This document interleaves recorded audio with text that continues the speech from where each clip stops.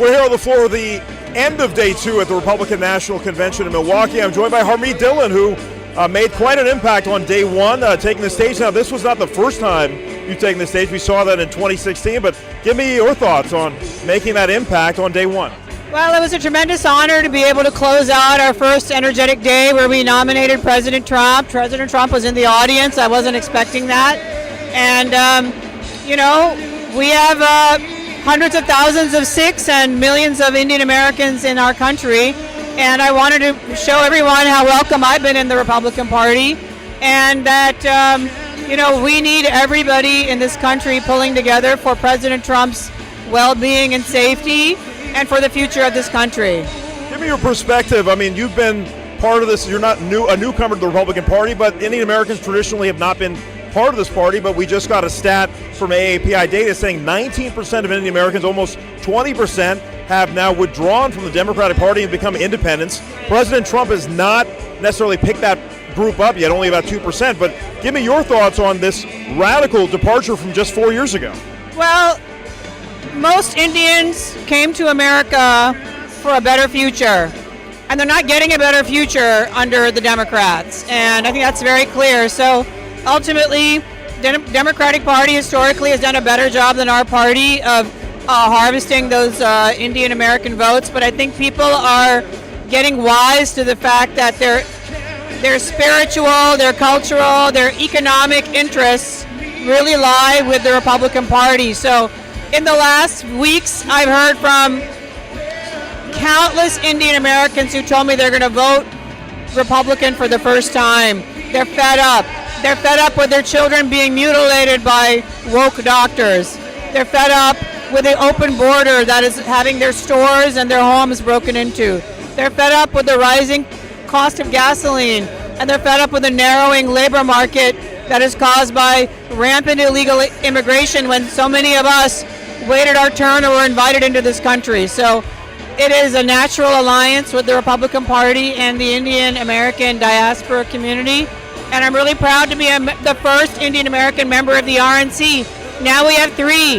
The chairman of the Texas GOP is an Indian American. The incoming national committee woman from Michigan is an Indian American businesswoman. So I've seen a lot of Indian American delegates here from Texas, from California, from many other states. So we are growing in importance in the party. Vivek Ramaswamy is a good friend of mine, and he was a contender for vice president. He's probably had the best received speech here tonight. So the future is bright, and Americans are going to need to get used to a potentially Indian American second lady. So excited about that too. I mean, it's a remarkable change. Now, you ran for RNC chair. I haven't had a chance to talk to you since that. What was that experience like for you? You came up short, but certainly it was a valiant effort. Give me your thoughts on that whole effort. Well, it's hard to put yourself out there, and many of us immigrants tend to be more risk averse, but I'm an established member of the party for decades, and I didn't like what I saw, and I heard from many other members that we needed change. Nobody else stepped up. I was the overwhelming favorite of the grassroots Republicans in the United States, and I'm proud of that. I'm proud of giving voice to frustrated party members. It's my party. It's our party. It's not the party of the elites. So I'm really glad I did that. The RNC has now got a lot of new members because people are inspired to step up and run, and I'm really proud to have catalyzed that, and I'm happy to play the role that I play. I've got so many hats I wear. I'm just really very honored to be here. Now, President Trump, you have become one of his many attorneys. What has that been like? Well, I represented President Trump individually and his campaign for many years. My partners do more of the campaign work. I do some of his personal cases. And, I mean, it's incredible to get a phone call from Donald Trump, and it's Donald Trump. And, he answers the phone if I have to need to call him for something. He's a wonderful client. He gives credit. He's generous. And, he's very well informed. And so I just love to death working for Donald Trump. It's a tremendous honor for me to be able to do that. In my 31 years of practice, it's a dream to be able to practice law at that level. But it's not just election law. We're doing constitutional law, contractual issues, so a whole gamut of issues for him. I've known you for a long time before you were a public figure even. Now you're an influencer, certainly on X among other platforms. What is this like? I mean, you got a lot of praise for what you did yesterday, and there's some people obviously criticizing that for numerous reasons. Give me your thoughts on being so public, even though in your private life I'm sure you don't want to take the stage to that degree. Well, yeah, I mean, look, in our religion, we don't proselytize, and so I'm not pushing my faith on people, but I'm a member of the Republican National Committee. There are 168 of us, and there are prayers done at this event. So, it came together that I was asked to do one of those prayers, and I'm not going to water it down. This is the prayer that my husband and I do every night. We have been praying for Donald Trump's health and welfare since before the shooting. We prayed immediately when we saw that he was shot. So I wanted to offer a sincere prayer, and time is short. I put a translation online. Unfortunately, the way social media works is that the haters tend to be amplified, and the people who are normal people, are not haters who are trying to get clicks. I've received overwhelmingly positive support, and from some of the most important conservative lawyers, activists, politicians, influencers. The tiny amount of negative people are the same people who hate Jews and other religions and have no patience for them. That's not American, that's not Republican, and it doesn't faze me. And if I were worried about a popularity contest, I would never represent President Trump or even be a Republican. I would be sitting at home, watching television, and seeing my spending power dwindle and being afraid of people breaking into my home. Instead, I'm doing something about it, and I want to encourage other people from our background to do that as well. And finally, with so many Indian Americans at play right now, how do you bring together what is a very diverse group? Maybe on the outside, people don't realize that we have Hindus, Sikhs, Muslims, Jains, Buddhists.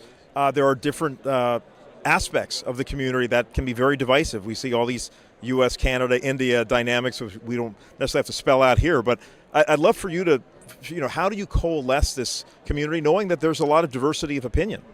Well, I don't need to coalesce the community. I need to persuade individuals to vote Republican based on their own interests. And so I don't really, there's no jockeying for who's going to represent the Indian Americans. I am representing 5 million California citizens who are Republicans at the RNC. I don't view myself as sort of, representing a particular minority community. I happen to be from that community, and I act authentically when I act.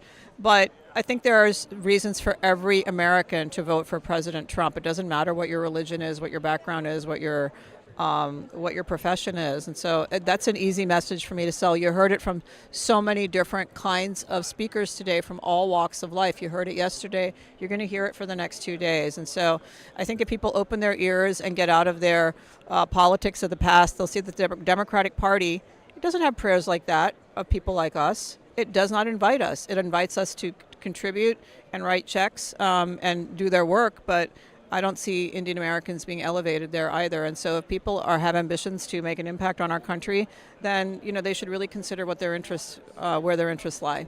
I would be remiss not to ask about Usha Vance. Obviously, Kamala Harris, being Indian American as well, has a pretty high profile in the DNC. But speak to Usha Vance for those people who don't know her. Obviously, J.D. Vance's wife, but an amazing story and an attorney like yourself. She's incredibly impressive in her background. I don't know her personally. I'm looking forward to getting to meet her. And what can you say? I mean, you cannot get higher in the pinnacle of practice of law than clerking for the Supreme Court. Justice Roberts, having an outstanding academic background. She's the quintessential Indian daughter who other Indian parents would like to compare you to. So, and so I think she's very impressive. And J.D. Vance is incredibly impressive. I've texted him, I know him, and I told him 2 weeks ago, and David Sachs' fundraiser in San Francisco, that he was my top choice for VP, who's still in the running. I also like Vivek a lot, but he's going to be great, and he's in lockstep with President Trump on the issues, and yet more importantly, is someone who is capable of leading if that opportunity is needed 4 years from now or at any time. Well, now another thing to aspire for, to be either a son or daughter-in-law of someone, potentially heading to the executive branch. So just an unbelievable situation that the community's come so far in such a short amount of time. Absolutely. And, speaking of Vivek, his wife is also an incredibly impressive Indian American. She's a physician, beautiful family. They're proud of their background. And so I'm really proud to see people are comfortable using their names, being proud of their faith. That's America. America is literally founded on people fleeing religious oppression from Europe. And so I've gotten such a warm response. People who didn't vote for me for RNC chair in this party came over to me and hugged me today and said they were happy for the prayer that we did. So, I stood and respectfully bowed my head and supported the prayer that I just heard from the pastor from Chicago, because that's what we do. Faith is faith, and we need more of it in this country. Harmeet Dhillon, great to see you as always. Thank you for having me.